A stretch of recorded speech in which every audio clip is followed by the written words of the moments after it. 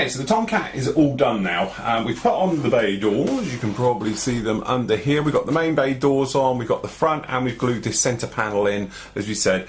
Little tricks with that, using the P cutter, coming along and literally pressing it down using the flat edge. That way you don't over push it down. Put it in, pretty straightforward. A little bit of filler, you can see the bit of white filler just around the doors, just to tidy them up. They're not the easiest fit in the world, if we're honest about this, but they do go in and they do the job. Now that that is all done, what we can do is go around tidying up, and this is where a lot of people sort of panic rescribing. Few things you can use for rescribing, putting detail in. First of all, get yourself your book. Okay, this is the reference book we're using on the Tomcat, because in here, and normally these reference books, you will get something like this. Now this is, as you can see here, this is the actual drawings for the real aircraft. Now the great thing about using these is it shows you where all the panel lines really are. Now if you haven't got a reference book like that, what you can do is use, normally, you'll get some type of guide on the instructions showing obviously panel lines, things like that. They're normally pretty good, but if you get one of them where it just shows you, perhaps for instance, I can find the sheet here somewhere, it's probably buried, but you usually have one that shows you just the things like the actual smaller decals, the little placard points all over the model. Normally it shows you where all the panel lines are. Best to check your references, get a good book if you can, but if you can't, that will suffice using the decal ones, because normally they're pretty accurate these days. Now, what you're going to need, okay, first of all, P cutter, really straightforward. It's a dragging tool. Don't be tempted to push it down and then drag it. You're going to carve a massive hole.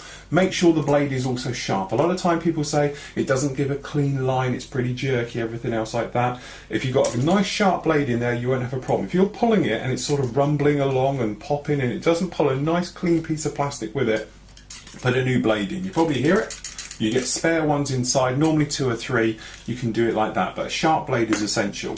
The other way of doing it, there's cheaper ones on the market. This is the Trumpeter version, okay? No spare blade, it's lethally sharp and it's great for getting in little corners and things like that, so it is a handy one to have.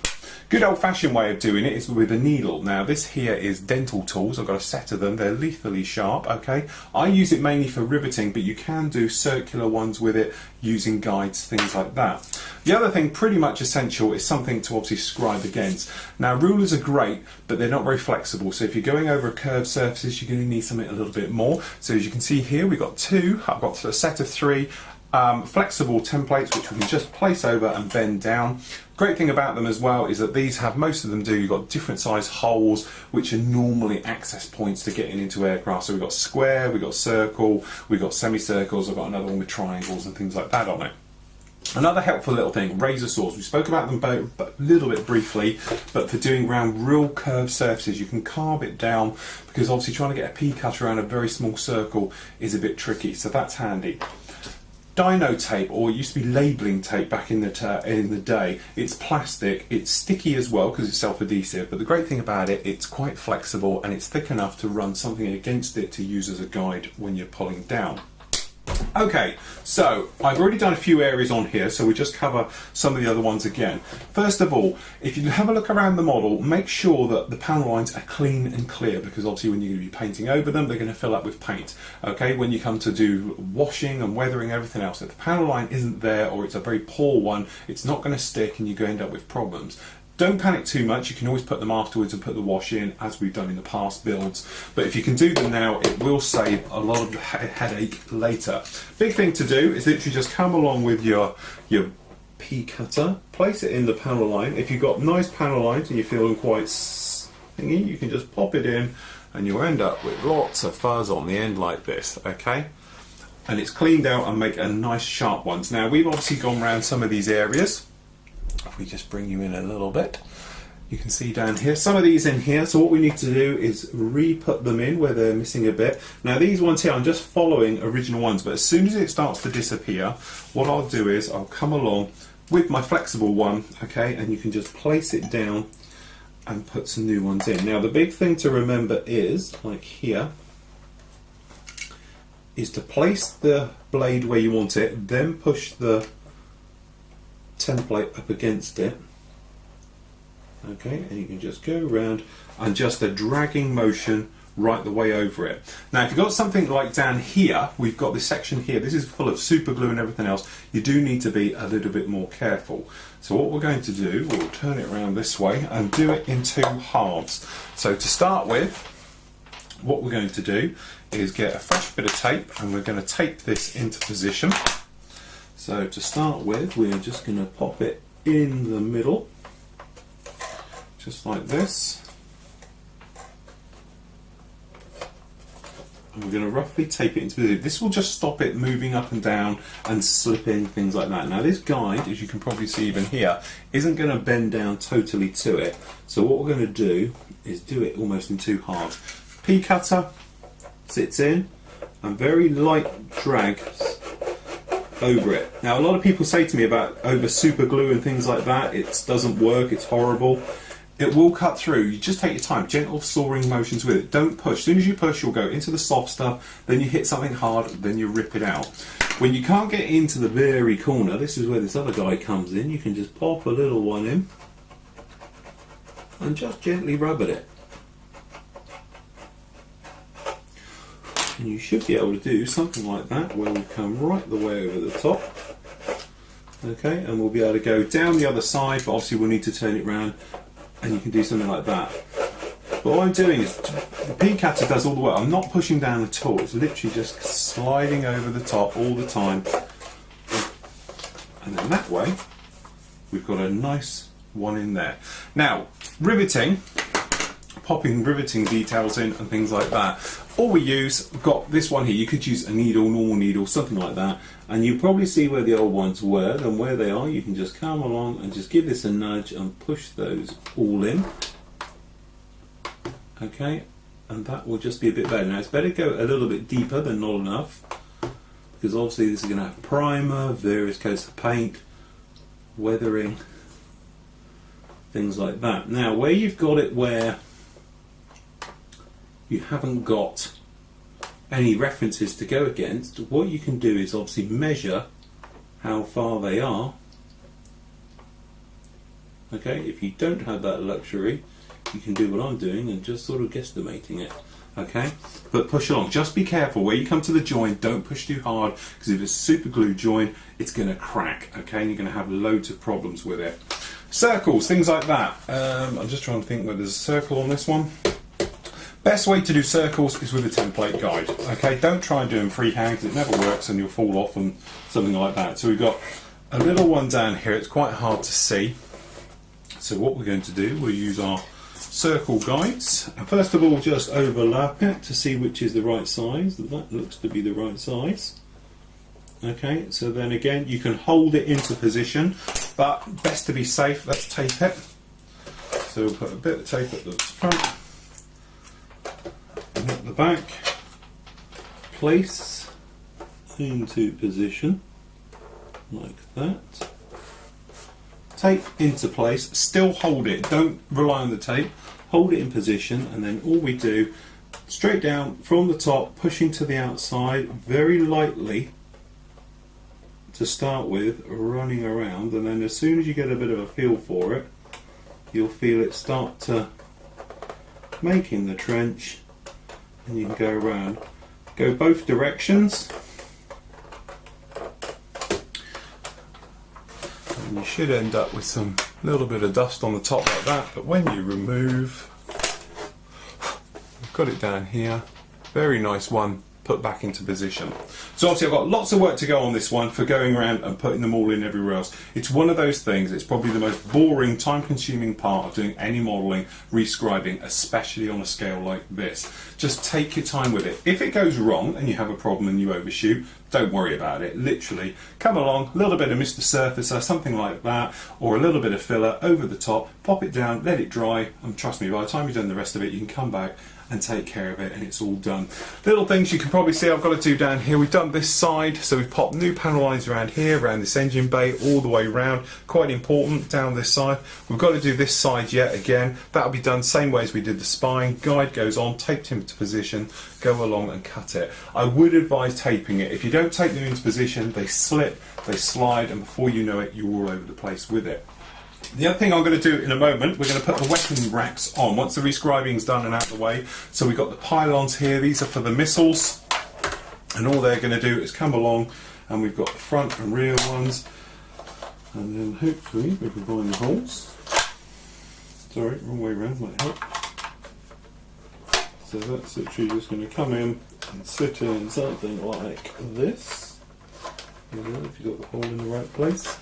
And we can put these missile racks in, because the thing is, there's no difference in painting. There's going to be a little bit of glue involved, so it's easier to put them in now and get those on. So we've got the front ones are going to go on as well. So they're going to sit in here, and they're going to fit in and all take care of those bays, underside looking. If you've got any problems with this front area going, don't worry too much, because it's going to protect it, but it will go in like that. But those are going to go on. I'm not going to put the fins on yet, because there's a nice groove for those to sit in, so they'll go in afterwards. And the model I'm doing is in colour scheme is going to be a different colour, so it's easier to paint them as a separate. I have built the wing pylons, they are done. Obviously they won't go on until afterwards we're all done. As soon as we've got the rescribing done and those panels on, we're going to shift over to the paint bay where we can get on with some paint work. Okay, so just before we really get this thing over the spray bay, cleaned everywhere, we've just got to take care of the canopy. Now, there's various tutorials on the site for this one about polishing canopies. One of the best ones is one for the F-14D. It's got a big seam line runs right the way through it, and a show about doing that on a 1/32 bird. Similar type of thing. The only thing I would say, and the reason I'll show you for, if you have a look here, we've got this little white line here and another one here. They are there in real life. That's not part of the seam line. The seam line is just this bit between here and here. Now I've already taken out the front one. You can probably see we've got no line there, but we have got, you might see it just down in here above my finger, a little seam line. So we're going to do it the normal way we tend to do these things. A very old worn down file. Okay, but first of all, we just want to protect the areas we don't want to take off, so i.e. that little bit that we've got just down here. So we're just going to pop a bit of tape across here, okay, and obviously just up front, okay, because we don't want to start sanding areas where you don't want to go. Okay, so as you can see, a really old file. Alright, so we're going to use the finest side we've got. So we've got this old bit up here. What we're going to do, place it on flat, just trying to rub out that line. We're not trying to go any deeper or do anything else apart from remove this line. Now the easiest way to do it is to do it till you can't see it anymore, so it just all looks white on here. So we just bring you in a little bit and move these out of the way. You probably see we've got the white showing through just like that. So have a look, brush it and make sure you can't see it. If you can see it in any little areas, just take care of them. So we're just going to do it a little bit more up here, but only do what you have to. Don't get carried away and start thinking, oh, well, I'll just sand it all down, because all you're going to do is make extra work for yourself. Now immediately I'm coming in with quite a worn down sanding sponge. If you got one and you've only got a good one, rub it on your jeans for a couple of minutes just to take the edge off of it, because you want it to be sanding gently. Now I'm doing this very gently and I'm doing a quick job. The full tutorial on this, to say on the site, shows me putting a load of blue tack and stuff on the inside, but I'm just being very careful. I would recommend it because the amount of these I've snapped and cracked over the years, well, it goes on forever really. So all we do, and all you're trying to do with all of these things is just take out what happened before. So with a sanding sponge, we're just trying to take out the scratches made by the sanding file, like this one, the old one. So this is just doing that. So we just go around it. Okay, so we can't see any big scratches. I've got one quite large scratch there. That's all we're trying to do, is take out the bigger scratches. Okay, got a little one just there. Okay, then give it a wipe, have a look, see how it's looking. Now it's looking just cloudy. Okay, coming in with a green one now, so we're going to use the green side. Okay, and all we're trying to do is take out more of the same. So every time you work through, just try and take it out. Now after this, you could dip the canopy something else. To be honest, with these green sanding bits, ones we do, it's called the polishing one. Okay, you don't actually need to dip it. It comes out so crystal clear, it's brilliant. So what we do, you've seen the other one, you'll know what I mean. It's going to be squeaking in a minute. As soon as we start squeaking, we're okay. So we just give this a rub. Okay, now we're just cloudy compared to the front. We're clear, we're just a little bit cloudy. Over to the white side. And all this does is buff it up. But this stuff is the amazing one. The white one, a lot of people say, oh, it doesn't do anything. Trust me, you give this a rub, and as you can hear, when we start getting really squeaky, you'll see we've done it. Now I'm keeping a little bit of pressure on the underside, and also I'm feeling for warmth, because it gets hot, it could go a little bit funny. And there we go. Crystal clear, no seam lines in there at all. So I said, what you could do if you wanted to is come along now with a little bit of polishing compound. Toothpaste is always a good one, but if not, T-cut, things like that, and just give this a gentle rub around. So I'm just going to wet it very gently with the white side, not the green, and give it a rub over, and that'll just blend in any little marks. But you can go all over with this now. But we've got a few little glue marks on this one now, with the from obviously the film of the tape, but generally that's it, crystal clear, just like that. So what we can do now is mask up the glass work. So for this I'm just going to use a lump of 40mm Tamiya tape, because it's nice and wide. Two ways you can go around and do little ones as you go around. Personally I tend to go in like this. So what I'm going to do is just going to run over the entire thing. So what we're going to do is just stick that on the top, just like this, okay, and we're just going to push it down right the way around, just like so, okay, and on the other side. Now the reason for going right the way over and not trying to do a specific area is because you get a nice join along the outside, because we're going to cut it with a knife. So all we're going to do, come in like this, push it in with your nail so you've got a nice line to follow, and then we're just going to come in and we're just going to cut it along. Now Tamiya tape, the 40mm, isn't the nicest stuff to do this with, because it tears quite easily instead of cutting, so make sure you've got a sharp blade in this. Okay, round, and then what we can do, we can just round it up and over. As I say, if you're using the disposable, click off a clean blade, a bit of blade off the end, but we're just coming in, scroll it round and up, and then with any luck you should find something like that. And that's our first bit of the canopy on. Then obviously we'll do a smaller bit around here, larger bits down the back, and we can work our way through. As soon as we're through and done like that, what you can do is the same for the front. We don't have to worry about this front section here, because well, obviously it hasn't got a seam line in the middle of it, which is dead handy. But what we've actually done, put the little hub parts on here. We've got the little clear glass bits. As soon as this dry, I'm going to pop them on, and then using a little bit of gator glue, sort of PVA glue for this, all we're going to do is come along and sit this guy down on the inside like that, glue him in place. We're going to go around and seal it up to make sure we've got a nice join around it and everything else like that, so it's all very nice.